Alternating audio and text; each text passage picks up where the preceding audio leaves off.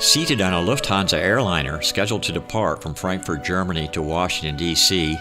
on September 29, 2017, I asked a man sitting next to me, "Are you traveling through Frankfurt from somewhere else?" The passenger said he is returning from Israel. "Where are you coming from?" he added. I said, "From Tehran." His demeanor changed from passive to interested. Both of us chuckled politely. Our mutual discomfort at this point stemmed from the fact that the U.S. and Israel are declared enemies of the official Islamic Republic of Iran. American political and military administrators have classified Iran as a member of an axis of evil and chief proponent of the destruction of the Jewish state of Israel. Iran does not have diplomatic relations with the U.S. or Israel. Our brief exchange on the jetliner occurred as I was returning from a 15-day tour of Persia, the contemporary Iran, organized by a tour operator called Sobek Mountain Travel, and accompanied by one of Sobek's co-founders and adventure travel guide and author Richard Bangs. During my sojourn, I found the general populace of Iran to be anything but antagonistic to Americans, or to Jews, Christians, or any visitor or community for that matter. Of roughly 70-plus countries I have visited, no other nation surprised me as much as this one, its inhabitants generally expressing and demonstrating extraordinary admiration for the United States, and Americans especially.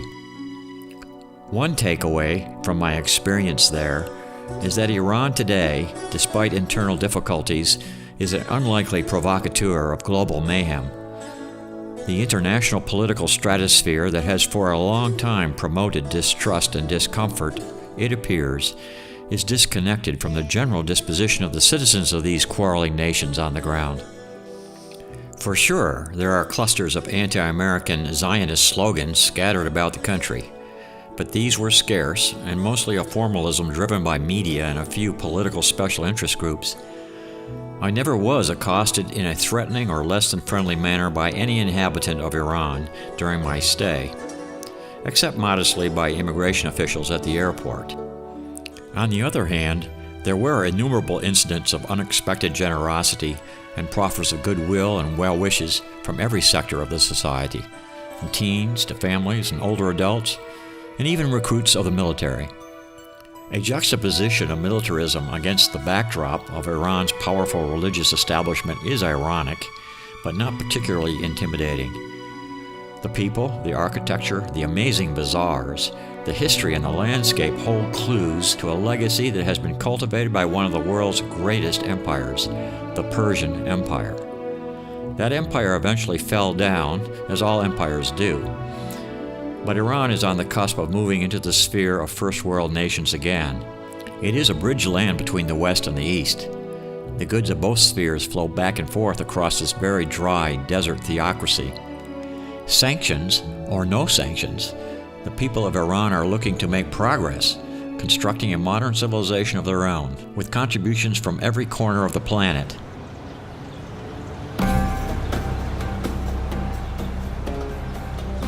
Tehran, the largest city and capital of the Republic, fans out below the Arborz Mountains at the northern edge of the vast and mostly arid Iranian plateau.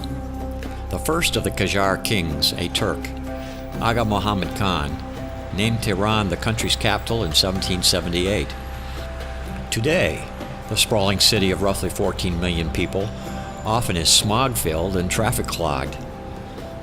The old and modern structures clash or blend, depending on one's perspective, in a cosmopolitan puzzle at nearly 1 mile above sea level. Any trainee tourist preparing to negotiate Tehran's streets on foot is coached on how not to get injured by cars, trucks, or motorbikes while crossing the street. It's best done in groups, with one of the parties sacrificing self as a decoy to confront these vehicles.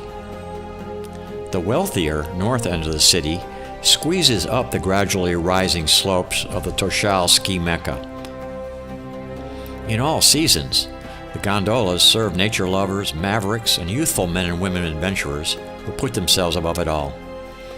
For the fashionably decked-out youth especially, the dry wind at heights over 12,000 feet tests the limits of fluttering hijabs and wafts of cigarette and other smoke. These are the heights where the symbols of real and imagined cultural oppressions are secretly scorned.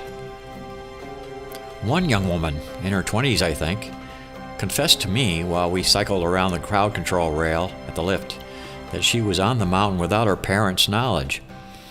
They were conservative, she suggested with a disappointed look.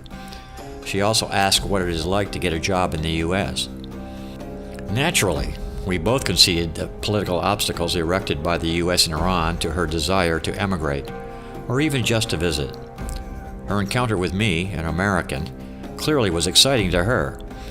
Her smiling anticipation of the prospect of an imagined liberation from the hijab lit a spark within me. By contrast to this young hiker's unloading, in the next hour I shared a downward glide on the lift with 3 older men who decided to sing loudly the traditional Shia chants of devotion to the Imams for my special benefit. There was no getting away from the enduring myths of this nation, or of mine.